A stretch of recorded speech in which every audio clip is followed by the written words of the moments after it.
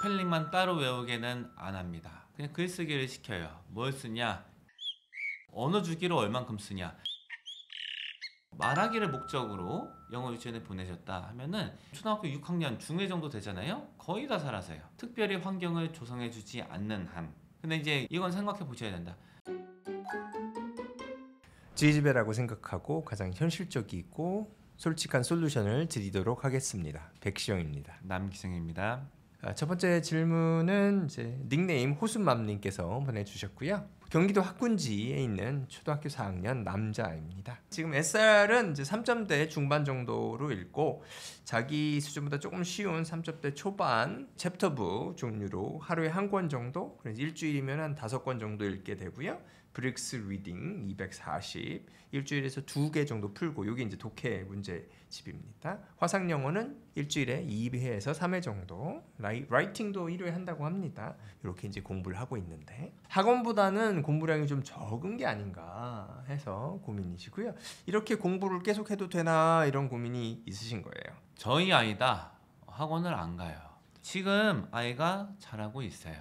실력도 늘고 있고 골고루 하고 있습니다. 문제 푸는 요령도 좀 익히는 것 같아요. 리딩 문제집 풀면서. 그리고 화상 영어도 하니까 말도 하고 글쓰기도 일주일에 한 번 하고. 만약에 저희 아이다 하면은 글쓰기 비중을 좀 더 늘릴 것 같아요. 혹시 가능하다면은 지금 뭐 그 문제집 그 푸는 거는 뭐 하긴 해도 조금 줄이고 책 읽기를 좀 더 늘릴 것 같아요. 그리고 이제 학원에 보내는 거는 이제 그만큼 이제 밀도가 높다고 생각하시는 것 같아요. 교육의 밀도가 뭐 그럴 수는 있는데 지금도 제가 봤을 때 밀도가 낮지 않거든요. 네, 꽤 높아요. 근데 지금 아이가 곧잘 소화하는 거잖아요. 잘하고 있으니까 이것도 저는 굉장히 행운이다 이렇게 봐요. 이게 좀 힘들어지는 때가 보통 옵니다.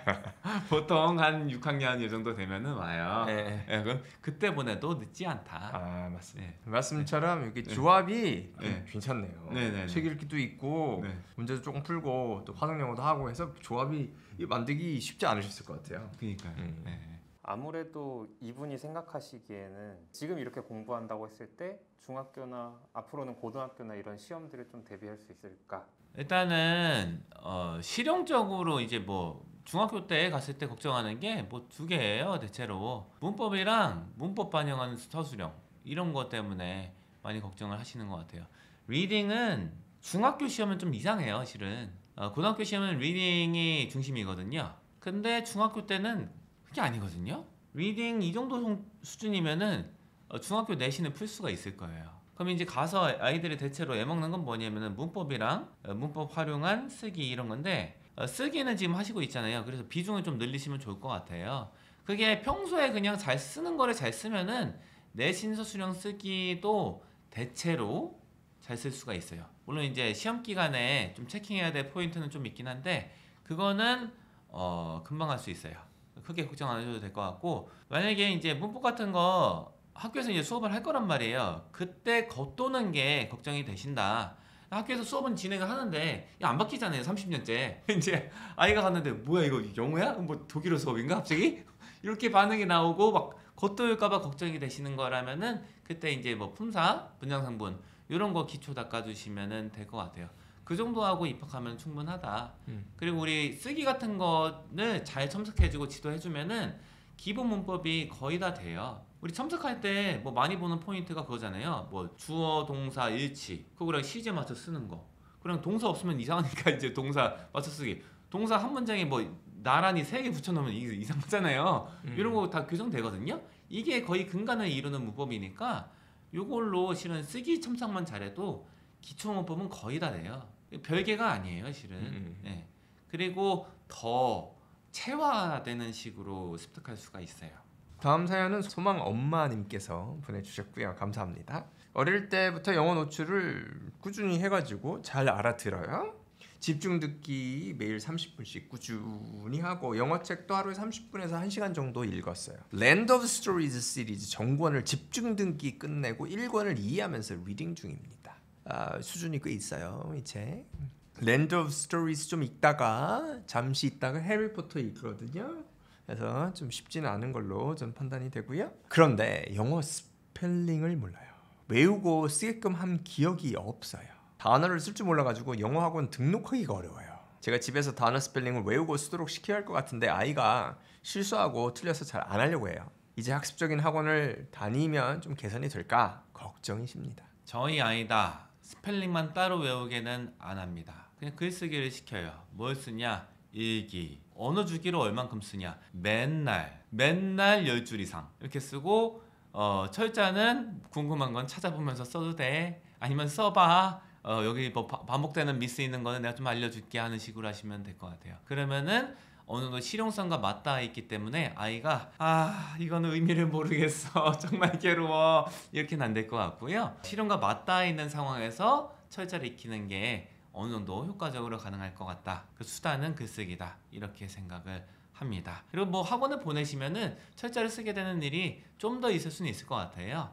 지금 제가 보니까 철자를 모른다 하는데 철자를 왜 모를까? 쓸 일이 없으니까 그냥 읽으면 되잖아요. 읽는다고 철자가 잡히냐? 어느 정도는 잡히는데 제한적이에요. 저라면은 신경을 안 쓸 것 같아. 이제 핵심을 스펠링이 아니라 책을 잘 이해하고 읽을 수 있냐 여기에 중점을 주고 스펠링이 필요한 경우가 어느 때일까를 생각해 보면 돼요. 중학교를 가요. 고등학교 가서 서술형 쓸 때 철자 틀리면 틀리죠. 이거는 그때 가서 학교에 있는 단어들, 학교에서 공부하는 단어들 철자에 맞게끔 쓰게끔 배우면 됩니다. 중학교, 고등학교에서 나오는 단어들이 막 어려울까? 아니죠. 지금 읽는 책보다 훨씬 쉽죠. 그러니까 그때 가도 해도 된다. 보통의 영어 학원들이 스펠링을 쓸 줄 모르면 레벨을 낮게 평가하나요? 제가 알기로는 영어학원 레벨 테스트가 대체로 객관식 중심으로 돼 있어요. 그때 철자는 거의 반영이 안 돼요. 물론 쓰기는 좀 힘들 수 에세이 쓰기 이런 게 있는데면은 좀 힘들 수는 있을 것 같다. 그 부분에 있어서는. 근데 대부분은 그 객관식 비중을 더 크게 볼걸요?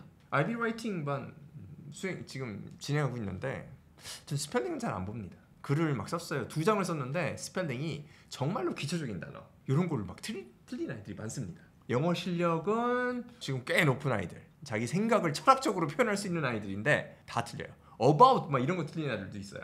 큰 문제 안 됩니다. 생각을 어떻게 잘 표현할 수 있는지가 중요하고, 근데 그 아이가 2년 3년 이렇게 하잖아요. 그러면 기초적인 스펠링 다 좋아져요. 다음 사연은 사랑이 제이리아 님께서 보내주셨고요. 아이가 영어 유치원 2년에다가 연계 학원 1년을 다닌 후에 학원을 이제 옮겨야 됐었는데 영어 도서관으로 이제 가신 거죠. 어떤 거냐면 책을 읽고 나서 이제 요약 서머리 쓴 다음에 첨삭을 해주는 곳에 갔어요. 지금 현재 주 2회를 다니고 있는데 언젠가는 다시 어학원 쪽으로 가야 되지 않나 해서 고민을 하고 계시고요. 원어민 선생님과 공부해온 영어감이 사라지지 않을까. 그래서 어떻게 지금 해야 되는지, 도서관을 갈지 어학원을 갈지 어떻게 해야 될까요? 원어민을 직접 만나서 공부하는 경험이 필요할까? 원하는 게 무엇이냐? 분명히 하셔라. 이렇게 말씀을 드려요. 대부분의 경우에는 원하시는 게 분명하지 않아요. 제가 봤던 대부분의 부모님들이 그랬고 대부분의 아이들이 그래요. 한 10에 9이 그러십니다. 그러면 이 상황에서 맞춤식으로 말씀드리는 거는 불가능해요. 왜냐? 목표가 뭔지 불분명하니까. 그러면 제가 말씀드릴 수 있는 건 이거밖에 없어요. 보편적으로 뭐가 좋냐? 이렇게 말씀드리는 건데 보편적으로는 글을 많이 읽고 생각하고 고민이 반영된 글쓰기라는 게 제일 나아요. 그게 어떤 학습 체제로 가나 효과를 발휘할 수 있는 방법이에요. 주제에 대해서 말씀드리자면은 굳이 뭐 흔히 말하는 비문학적인 학구적인 내용을 할 필요가 없어요. 특히나 이 나이 또래에서는 지금 2학년이잖아요. 네. 이거를 할 필요가 없는 때가 어느 정도까지냐? 한 중2 때까지 아예 안 해도 돼요. 소설만 읽어도 돼요. 그쵸. 이미 아이들은 대체로 학교에서 접하는 거 이런 것들은 그 넌픽션 글을 다루게 됩니다. 예. 그리고 뭐 중학교 3학년, 고등학교 학생들 이런 학생들이 쓰는 교재들도 거의 다 넌픽션이에요. 되려 픽션이 드물어요. 그래서 그런 거는 영어 기반이 돼 있으면은 접하게 돼 있다. 목표나 이런 거는 잘 모르겠지만 영유를 지금까지 다니면서 좀 쌓았던 실력이 그게 좀 없어질까 이렇게 고민을 좀 하시는 것 같거든요. 그 원어민이랑 그 영어 유치원 다니면서 쌓아놨던 영어 말하기 실력은 없어져요. 지금이 아니더라도 나중에라도 없어질 거예요.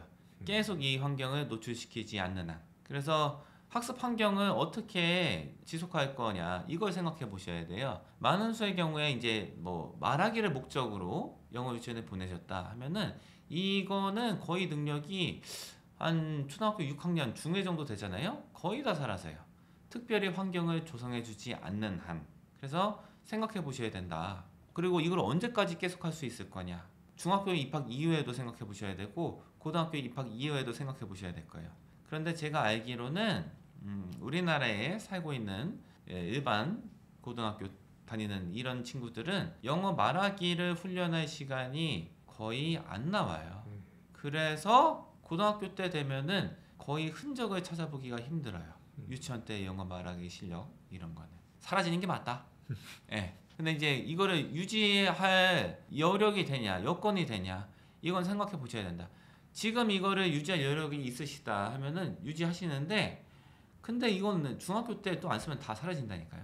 고등학교 때 안 쓰면 다 사라지고, 중고등학교 입학 이후에도 이거를 지속할 수 있는 방법이 있다 하시면은 그걸 하시면 되고요. 그게 아니다 하면 대부분의 경우에 속할 거거든요. 그러면은 그거 뭐 말하기 능력 같은 거는 그냥 일단 접어두시는 것도 방법이다 이렇게 생각을 합니다. 자, 다음 사연 소개해 드리겠습니다. 닉네임 노아님께서 남겨주신 사연인데요.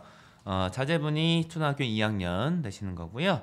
하루에 원서는 한 30분 정도 읽으신다고 합니다. 그리고 예전에 흔히 말하는 영어 유치원에 다니셨다. 그래서 잠깐 다니다가 영어 유치원을 그만두셨대요.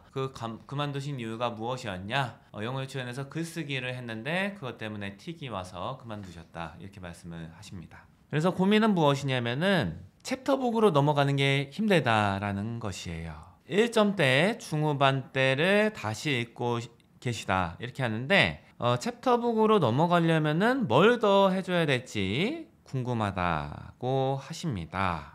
그리고 영어 글쓰기는 언제쯤 다시 시작해야 되는지도 궁금하다고 하십니다. 챕터북으로 넘어가야겠다 이 생각을 안 하시는 게 좋을 것 같아요. 그러니까 어머니가 뭘 해서 챕터북으로 넘어간다 이렇게 생각하지 마시고 아이가 지금 영어를 즐기고 있잖아요. 계속 즐기게 둔다. 그래서 지금 책을 읽고 듣기라든가 이걸 좋아하고 있어요. 계속 1점대 계속 한다. 시간 제한 같은 거 두지 말고 막 6개월 있다간 2점대 넘어가고 뭐 이런 거 생각하지 마시고 1점대를 계속 읽는다. 계속 읽어도 아주 좋아요. 이렇게 시간이 지나다 보면은 자연스럽게 챕터북으로 넘어가게 됩니다. 그래서 아이한테 시간을 주시고요. 쓰기도 같이 시간을 주시는 게 좋을 거라고 저는 봅니다. 지금 한글로 글쓰기를 하고 있으니까 영어도 조금씩 해보시고 좀 간을 보시고 아이가 할 수 있으면 조금씩 시도해보는 게 좋겠다. 근데 아까 보니까 좀 아이가 힘들어했다고 하는 것 같아요. 글쓰기 때문에. 그러니까는 약간 좀 조금씩 해보고 아이가 이제 괜찮으면 하겠다고 하면 그렇게 좀 하고 그렇지 않으면은 라이팅은 좀 나중에 생각하시는 게 좋겠습니다.